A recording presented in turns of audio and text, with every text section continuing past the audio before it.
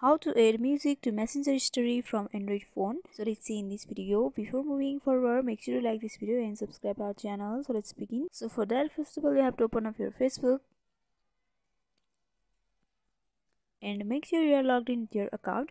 After that, in the left hand side, you'll be able to see the create history option. So you have to simply tap on that, and from over here you have to select the video or the photo that you want to add to your story.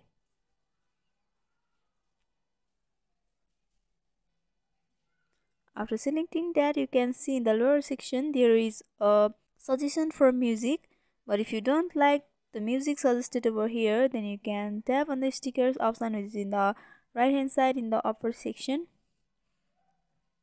and by doing that you will be able to see the music option over here. So simply tap on that, and from over here you can also search for the music and you can use the saved music as well.